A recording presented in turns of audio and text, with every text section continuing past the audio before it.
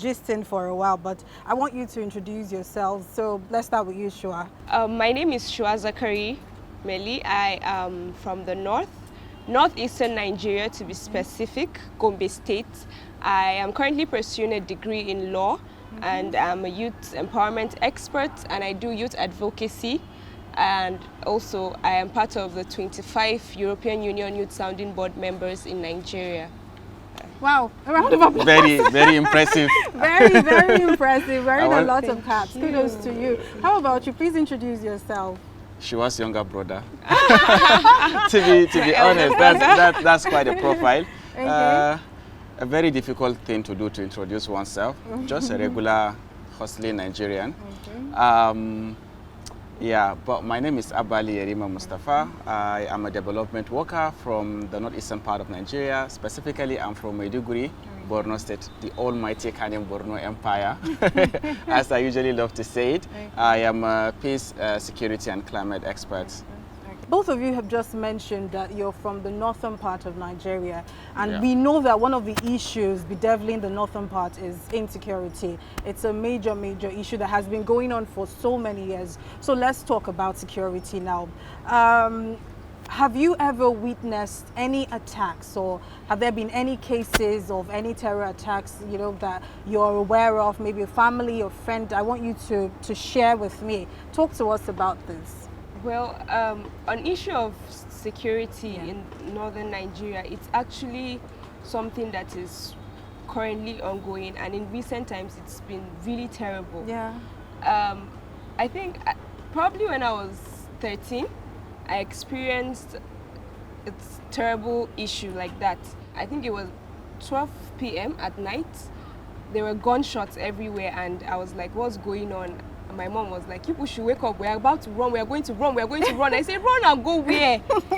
My dad said, no, we are not running. Let's lie down on the floor. Let's lie down on the floor. But at the end of the day, what actually happened was that there was a bomb planted in the resort that was beside our house. Wow. But thanks to God, the bomb did not explode. What if I run and I leave my parents, my siblings, and then I become one of the internally displaced persons? Like, it was really a moment for me to reflect on. Yes, so. I'm sure you have a lot, but we'll just make do with that, because that was quite scary. Abba, how about you? Any experiences? For many of us as young people that are coming from the northeastern part of Nigeria, we've been dabbled by the insurgency of Boko Haram, and I think personally for me to say that I've not been affected wouldn't be a justice to whoever that is listening out there, because we have been affected in one way or the other, either through family or through friends. I could vividly remember losing 5 of my friends to attack, basically for just being student in Maiduguri. So I think for me this is something that has stuck within me, and the killing of my friends have really been something that, you know, stood out for me, and of course also kept me going to be more resilient in the face of this adversity. So yeah. Oh wow, I'm so sorry. I do not have any experience to narrate, but you must have been through a whole lot. Which brings me to ask this next question, but let me start with you, Abba. Yeah. When you go to bed at night as a Nigerian who is based in the northern part of the country, is there any particular safety or security concern that when you think about it, you might just have sleepless nights? Wow, I think, to be honest, it's usually a dicey situation going to bed. There are instances where people have went to bed and then the next morning you hear it on the radio or you read it on the print paper that someone is rushed to the hospital and then these people are pronounced dead. So yes, anytime I go to bed, I do have this concern of, okay, I pray I don't get hit by a stray bullet and I can be able to continue my hustle tomorrow. So I think, yeah, definitely as a young Nigerian, I do have that concern. Sure. Now we know that when these attacks happen, women and young girls suffer the most. We hear cases of rapes. They take them as wives. So what is your own major concern or fear that could give you sleepless nights when you think about insecurity in Nigeria today? One of the major insecurity issues that is very peculiar to me is the issue of kidnapping. I fear kidnapping the most. I'm not trying to undermine other forms of insecurity, but then kidnapping is really scary, especially as a woman. We are vulnerable and we are prone to a lot of things out there.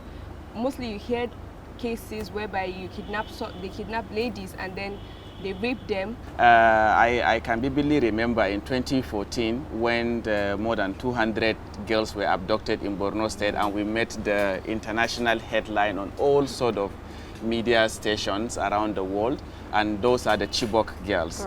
And up till this very day, there are some that are in captivity, even though we have others that the Nigerian government have negotiated and have been released back into the community. Others are still pursuing their education, but there are still many that are in captivity. But what is more scarier is not the fact that the Chibok girls made the international media headline.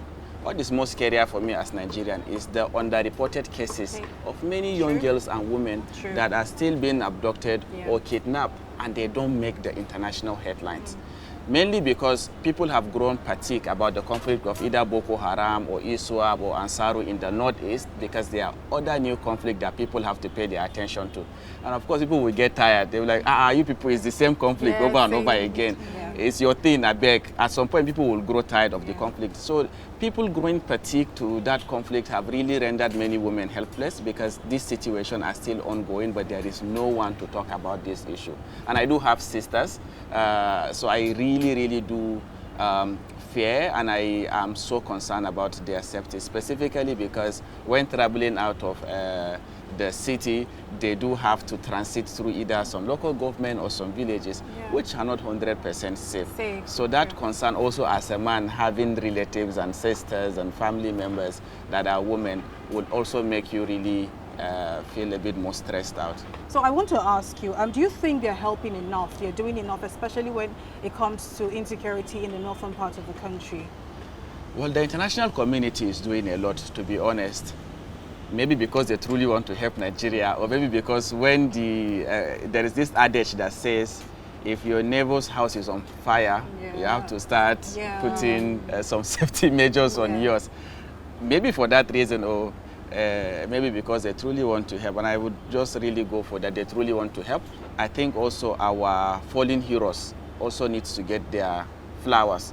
In as much as we talk about the support that comes in with trainings, with advisory notes, with technical assistance, there are people who, just like us, do breathe and do have family, but they are the ones whom really go into the field trying to keep Nigerians like us safe. I think I want to completely agree with Abba on this. I don't even think they deserve their flowers. I feel they deserve the whole garden. Because it's not easy. They are people, they have families. A military man is someone's father, someone's brother, someone's husband, someone's son.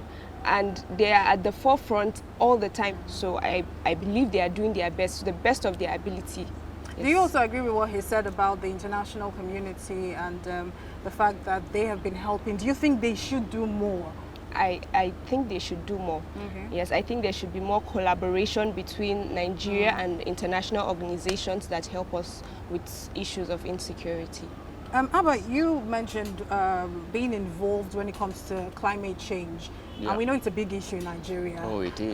The ozone layer is depleted. It's our fault. We are the ones who are harming Mother Nature. So I want to ask you, do you think climate change and security work hand in hand? Do you think that floods, droughts, affect and make insecurity grow even worse? Oh, definitely. But before answering that question, I would quickly disagree with some point. Sadly, not even Nigeria, the whole of Africa, we don't contribute to more than 5% of the pollution in the world. And we pay the heaviest of all prices. That's the global south. So keeping this at the back of our mind so that we don't really prosecute ourselves that much and we go to bed with a lot of guilt, thinking that we are the sole cause of the whole carbon emission, even though we do, of course, with our domestic activities and our industrial activities. Is there a link between the two, security and climate change? I think there is. One, to be very precise, I will speak for my own context. In the Lake Chad region, we have this very big lake that covers, that spans across Nigeria, Niger, and Chad, and some other Sahelian countries. It's a very big lake. But now more than 90% of that lake has shrinked over the years. And that is due to climate change.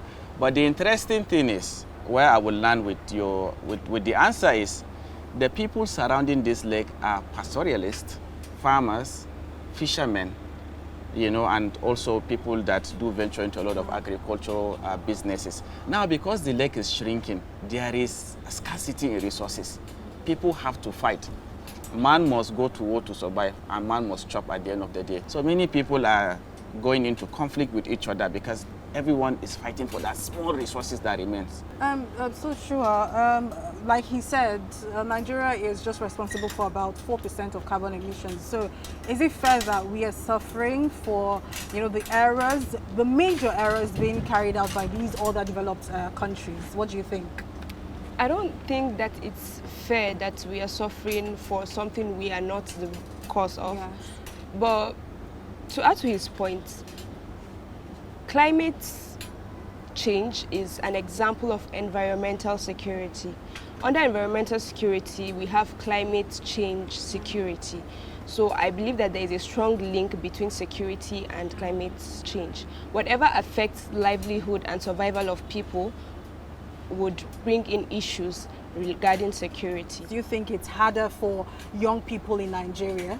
I completely believe that it's really difficult for young people in Nigeria. We are being misunderstood, misinterpreted repeatedly in Nigeria. How do you explain to a policeman in Nigeria that your dreadlocks is natural, like this is what I was born with? I'm not doing it. It's not a form of lifestyle that relates to what they call Yahoo. I believe that they are being affected mostly by these issues, and we are also the ones who are affected by almost everything. We are the future, but we are being affected the most. Do you agree that the youths are not getting enough equality when it comes to being safe, taking up roles? Well, I think just to really say one thing, if you're looking for the most effective 100 ways to die in Nigeria, be a young person. Be a young person, I'm not joking. You would easily die. Right? If insecurity did not kill you, the hardship itself of the country will kill you. I think it's also the most difficult place for creatives many a times, because you want to dress nice, but then dressing nice amounts to you getting a lot of money, even though you don't. You can easily radicalize a young man who earns 30,000 a month than trying to radicalize, let's say, a man of 45 years or 50-year-old. So there is also economic benefits of why young people are just, pushing themselves into joining organized criminal network or terrorist organizations, because they see it as an economic venture. That's why you see many of them risking their lives, to join this. Nobody wants to do these things, trust me, nobody. But I want to ask you this final question, because we've seen situations where the youths are used to cause mayhem, to cause violence. So are we the problem, or can we also be the solution? Abba, what do you think? Well, like I said, this is a very twisting question, Mary. Because one thing is, we can never stop this blaming game until and unless Nigerian young people are given this enabling environment you just talked about. Unless and until Nigerian young people are seen as positive change makers and that our potential is being seen, then we'll stop the blame game. Entirely, it's not the government's fault. Definitely, the government is doing a lot, and no government around the world is ever been in a position to solve all the problems of their societies. No, people have to contribute. In fact, it's people that are the government, right? But you said an interesting thing when you're talking about young people are being used. Who uses these young people? That is why I said anything you see a young person doing in Nigeria, there is a driving force. Necessarily not their village people. Someone out there is doing something for them, right? Oh, snatch the election, the ballot box and run away. Who asks you to do that? Someone. Who is that someone? Go and find out. We have the older generation, we have politicians, backing them up. So how can the youth be a solution rather than be used to cause all of this mayhem in the society? If you take out the youths from Nigeria, there will be people left, but then the main Nigeria is gone. I believe that in Nigeria, we are also our problem. And unfortunately, the youths are causing a lot of problems as well. but it's because of the lack of enabling environment in Nigeria. So I think one of the major solutions is to allow youths to be able to reach their full potential. Give them enabling environments, give them a voice, give them the stage, give them what they need. Provide things that other countries, other developed countries are providing for their youth. Okay, thank you so much, Abba. Thank you, Shura. Thank you. Thank you.